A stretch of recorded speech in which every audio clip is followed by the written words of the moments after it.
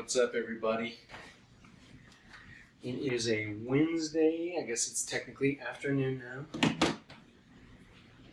Today is December 11th.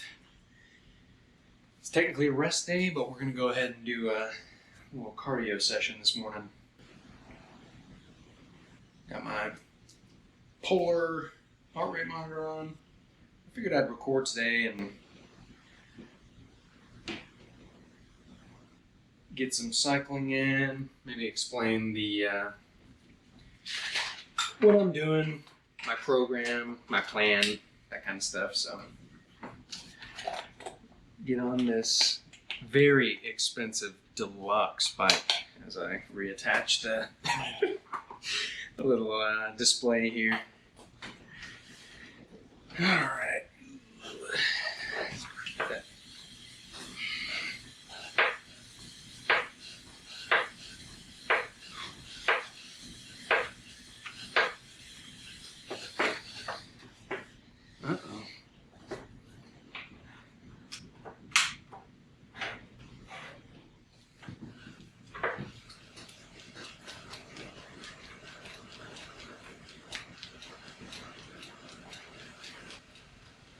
I was just talking about how jank this thing is. It's really not that bad though, honestly. It's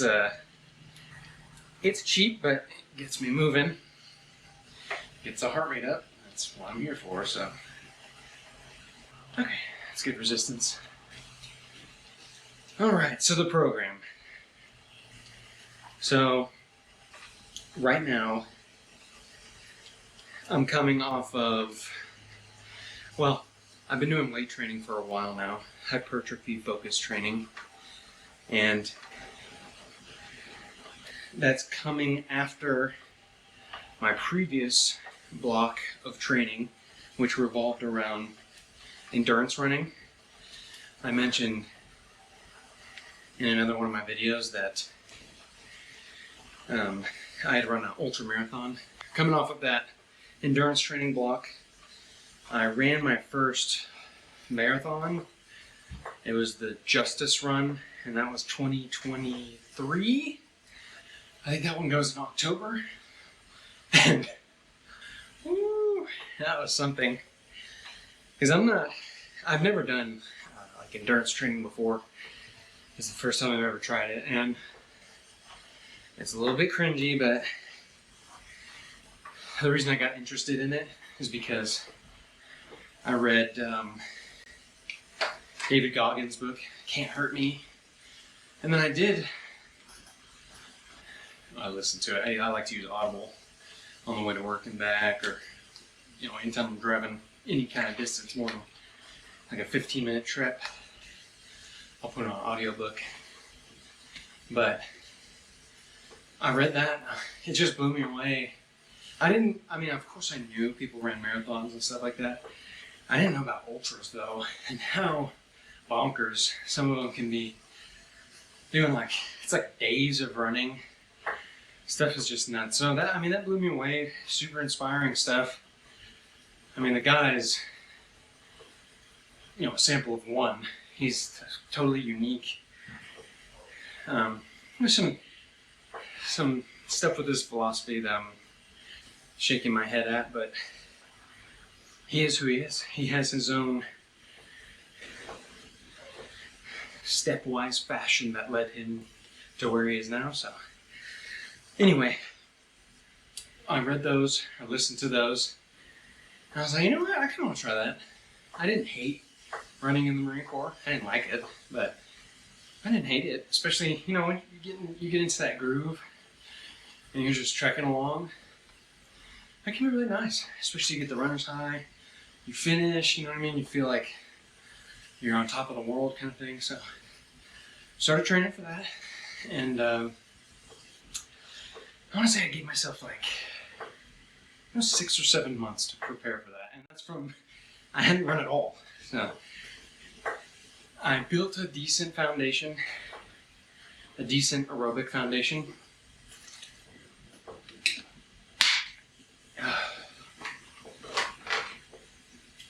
And then the only thing I didn't do that I probably should have is I didn't really work on speed. And that's partially because I didn't expect to really get a good time in the marathon. I mostly wanted to see if I could run that distance and not, number one, not quit, don't give up. And number two,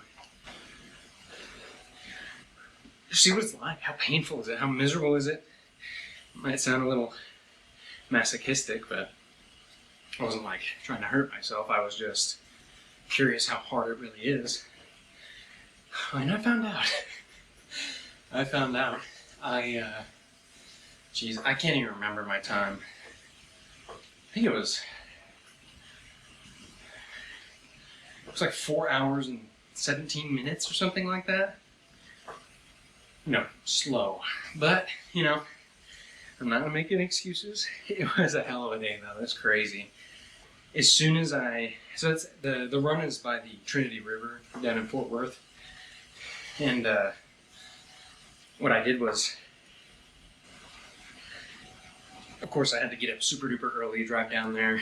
And the night before, I looked at the forecast, it's supposed to be like massive thunderstorms and tons of rain in the morning, so you know, that's kind of a bummer, but they didn't cancel the race, so it's going down. So get about 3 a.m., drive down to Fort Worth through the rain, get there, race is delayed. So you know, at this point, I think maybe like 30 minutes before I got there, started putting some caffeine in, started getting myself ramped up, get some energy going, make sure I'm hydrated, electrolytes, glucose, all that stuff. And then I get there, and I said, okay, there's a 1 hour delay. I think it was 1 hour. Anyway, first delay. All right, no problem, you know, gives me more time to stay warm and dry in my car. Well, then there's another delay. Well, now I'm hungry, and all I got with me, I brought, I ended up making some rice balls, which turned out horrible because I tried to add protein to them, and it was just terrible. It was like, that trash truck finish.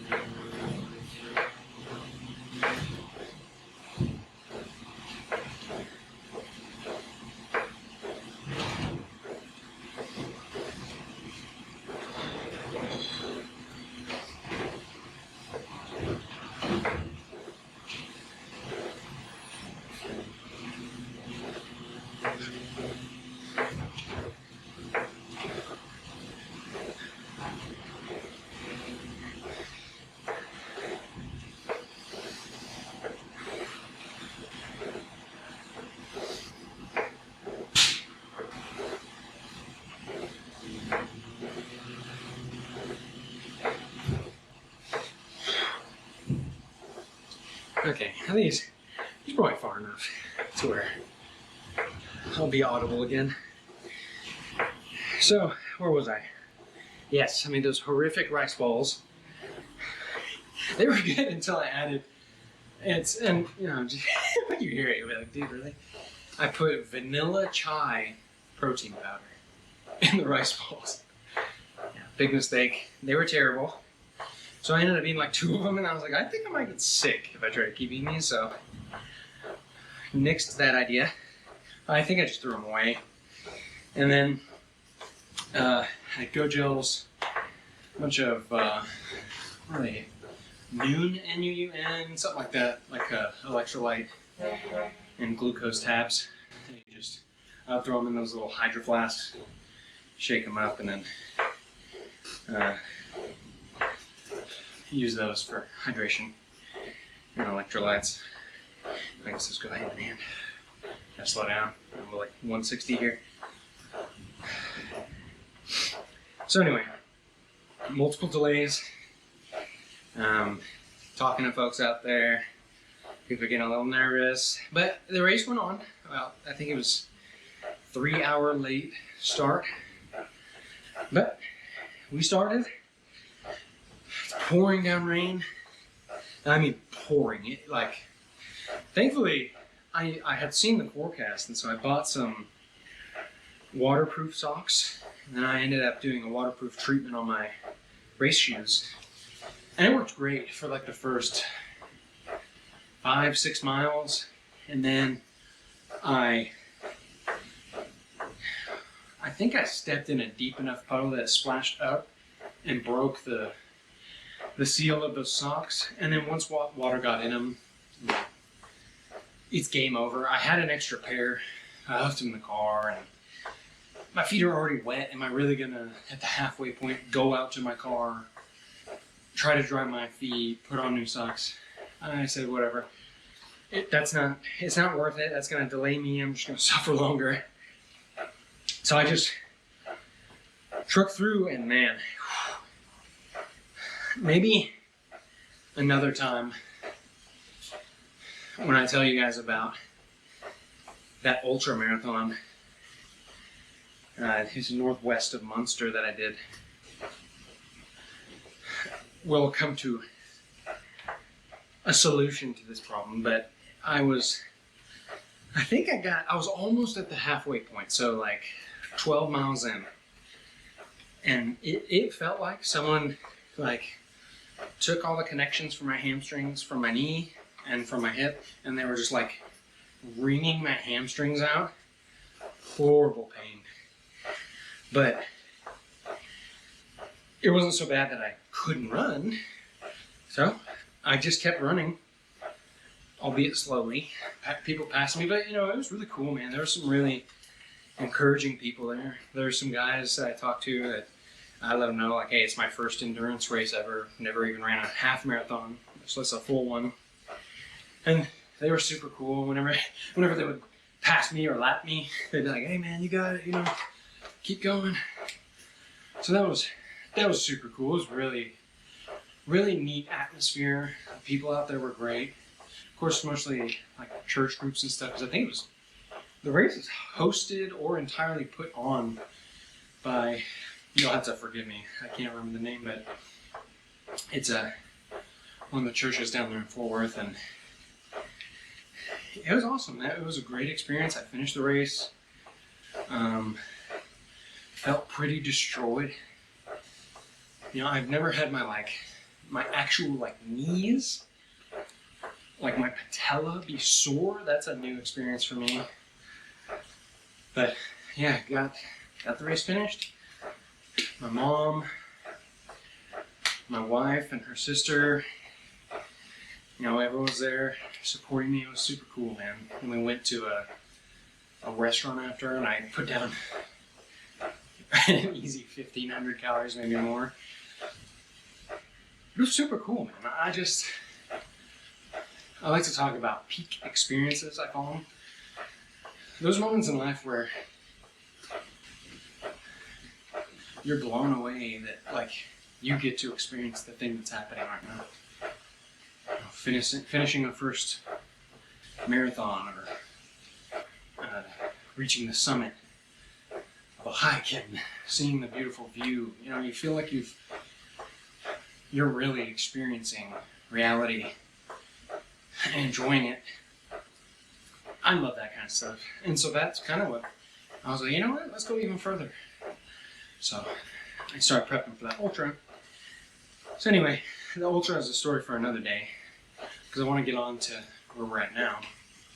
But ran the marathon, it was great, finished it. Great. It was good. I finished it. I'm happy about that. And I learned some things. I learned that running with wet feet really sucks. No, I'm just kidding. I learned about the shoe waterproofing, and then one of the things that I didn't realize was how much fuel you need. Because when I threw those rice balls out, all I had were some little like glucose gel packets and a bag of Medjool dates. And so I was eating those, but the dates are great because they've got a bunch of potassium and stuff. Some fructose for energy. It's great, but they also have some of the most fiber of any fruit. And,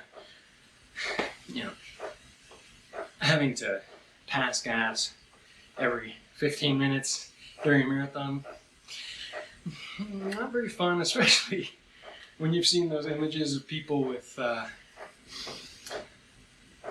gastric, when people poo themselves. We've all seen it, those photos of marathon runners. And so I really didn't want that to happen. So every time you get a tube, it's like, oh God, what's going to happen here? But I didn't keep the underwear clean. I mean, it was pouring down rain, so maybe it would have been, I would have got a shower anyway. That's pretty gross, but yeah.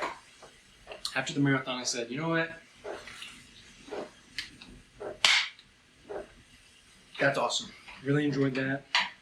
I loved, of course, I'm a huge nerd. And so when I get interested in something, I like to look up everything about it. Well, as much as I can that I find interesting. And so, I learned all about how long you need to train for endurance, what type of running, how you should split up your workouts, during long test runs, periodically, and then you have your base runs where you're doing, moderate distance, like 2 to 8 miles. And those are that's like your standard base for your endurance level. And then, of course, learning about the cellular science behind that kind of stuff, where you actually increase mitochondrial density in those slow twitch muscle fibers. Yeah, slow twitch muscle fibers. And then it's just so fascinating that your body, we all know about how your body adapts, right? If you eat way too much food, you don't move enough, your body stores most of the fat you're eating, or even sometimes it'll use carbohydrates to, go through, was it gluconeogenesis? I don't remember. Anyway, it's really cool to learn about that stuff. I'm really fascinated with the science behind it. And I don't know, it helps me kind of connect more with my body, understanding that kind of stuff. Like, okay, doing this training is going to make my body more efficient to gas exchange, my tissues should be able to, and as long as my diet's good and everything's on point, take up more oxygen, be more efficient with my movement so that I'm not using as much energy. It's just super fascinating stuff to me. So the next thing that I became interested in, or that I wanted to pursue, is bodybuilding, because I've always had a fascination with bodybuilding. Of course, I think most people want to have an aesthetic physique that looks that may be the only reason initially I got into bodybuilding. And that was in the Marine Corps. Marine, I was already pretty fit.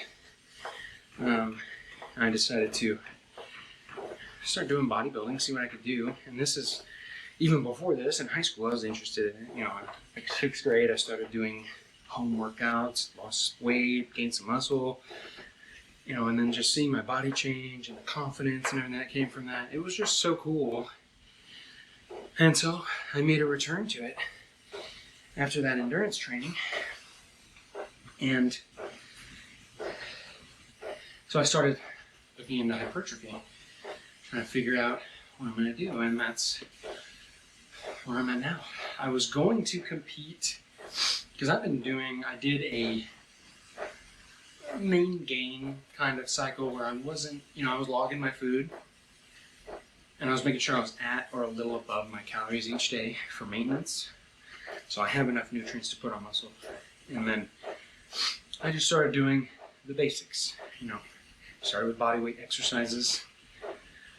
Well, really, I started with Kelly Starrett's Supple Leopard. I went back to that. That's something I referenced in the Marine Corps for exercise, and I created a program to train proper bracing, looking at hip and shoulder stacking for movements and all kinds of stuff. And I started doing just like body weight workouts, just getting a base level of strength and conditioning going. I already had good conditioning. I could run marathons, so obviously I'm not gonna get out of breath doing weight training, usually. And so I started training the body weight stuff, and then once I got to where I was like, okay, I'm doing, I'm having to do 15 to 20 reps on push-ups. I'm going to do like 30 squats to really get some delayed onset muscle soreness. So I was like, okay, it's probably time to start lifting. And that's when I started creating I think initially I just did like some German volume-esque type training where all I was doing was like bench press, barbell squats, barbell bench. Oh, I just said that. Squat, bench, deadlift. The big ones, pull-ups. But I wasn't super focused until I decided, you know what? I'm going to compete in a bodybuilding show. That's when I started really. I got I don't know what the book's called. It's kind of weird. I feel like it has like multiple names, or it's a weird name or something, but it's Dr. Mike Israetel's, that RP Strength audiobook. I listened to that thing twice through and started watching all the videos he posts and learning about all that stuff, learning about how volume works, how to plan microcycles, like I had mentioned in previous videos, where it's that 3-day. I like to do a push-pull legs split.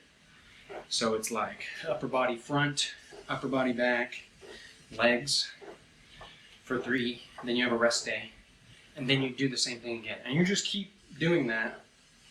Can't reach my logbook, but I basically do the microcycle at a certain RIR, reps in reserve. So I usually start at 3. So that's when I do the set. When I finish the set, I should only be able to do 3 more if I really, really gave them out. It can be hard to gauge sometimes, but once you've kind of, especially with movements you're familiar with, you can kind of figure it out within 2, 3, 4 sessions. You can figure out what it feels like. You're like, okay, if I try to do another press right here, another bench press, I'm not gonna be able to get it up. It's gonna be bad. So yeah, started looking into all that and figuring out how to do programming and stuff. And then I started making my programs, and this is my second logbook. I've got another one inside.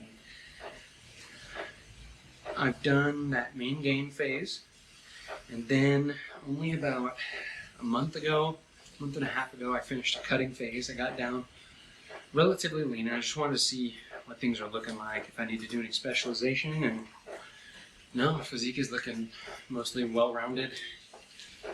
Of course, I feel like everyone wants to make their biceps bigger, so that's really the only thing I'm kind of like pushing for, and that's why on my pull day, I've got those incline curls first, because I'm trying to prioritize that. I want to give the maximum amount of effort to the biceps, and so that's why I put them up front like that. But yeah, so much yapping, and there's so much more to say, but 25 minutes, I need to go get some nutrients in me. But it's a good little cardio session. Let's see what we got here. I still got 15 seconds. I want 25 minutes, darn it. It seems arbitrary, and it kind of is, but that was one of the things I learned. This was actually from Dr. Andy Galpin. Had a video with Dr.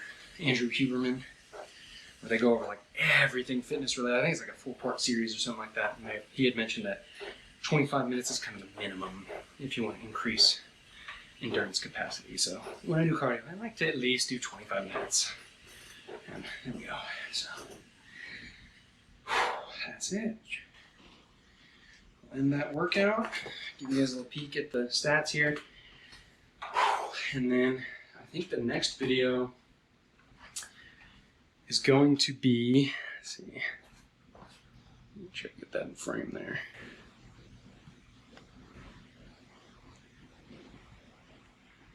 So,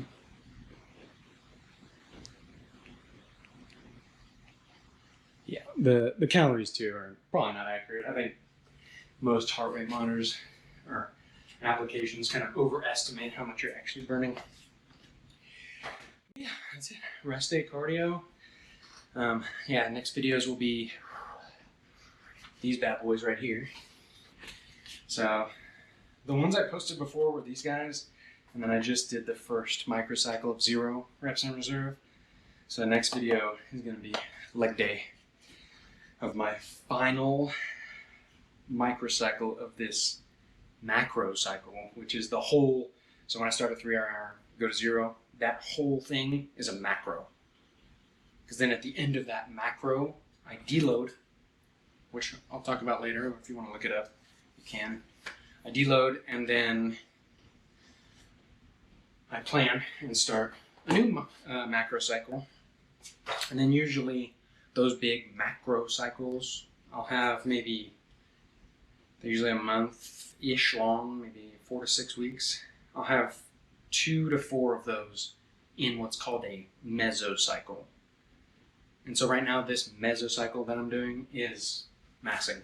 So I'm eating hypercaloric, more calories than I need, and of course doing resistance training to put on muscle. And then as far as cardio is concerned, as long as I'm getting 10,000 steps a day, I don't even do cardio, but on a rest day like today, unless we go to a park or we do something, I'm probably not going to get 10,000, so I like to do a good 25-minute or longer session of cardio. So that's it. I'm going to get inside, get cleaned up, and get something to eat. Hope you guys have a good day.